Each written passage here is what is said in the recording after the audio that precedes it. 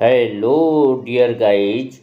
आज फिर स्वामी विवेकानंद के जीवन का एक प्रेरक प्रसंग का आनंद लीजिए। स्वामी विवेकानंद के पिताजी एक वकील थे।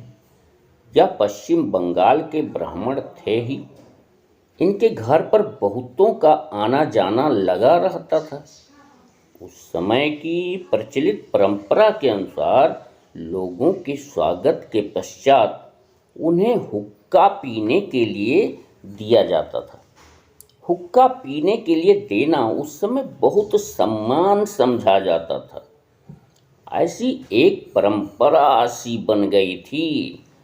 पंडित विश्वनाथ दत्त एक वकील थे।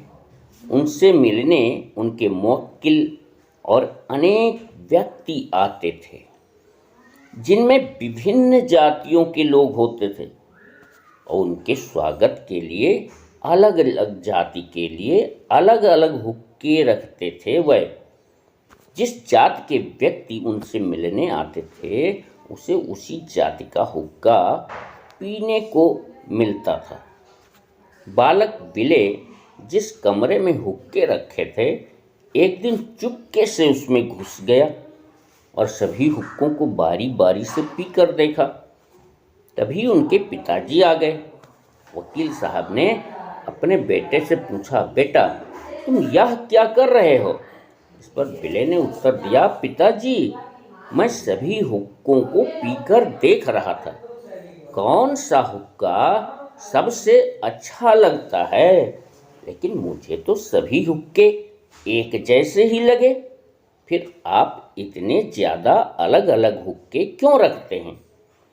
वकील साहब ने बिले को समझाया, बेटा एक जाति का हुक्का दूसरे जाति के व्यक्ति को पिलाने से उसका जाति धर्म नष्ट हो जाता है, इसलिए सभी जातियों का हुक्का अलग अलग रखना पड़ता है, नहीं तो सबका जाति धर्म नष्ट हो जाएगा और इससे बहुत बड़ा अनर्थ हो जाएगा।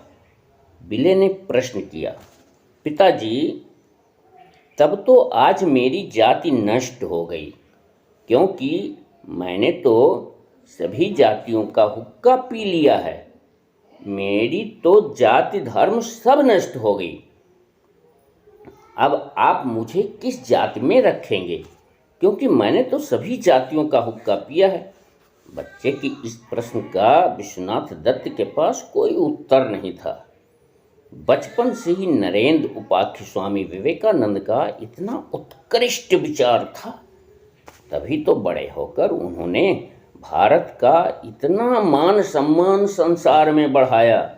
कहा भी गया है, होनहार बिरवन के होठ ललहा पात। दोस्तों, कहानी सुनने के लिए धन्यवाद है। कहानी यदि आपको अच्छी लगी है तो कृपया मेरे चैनल को लाइक, शेयर और सब्सक्राइब कर दीजिए। धन्यवाद।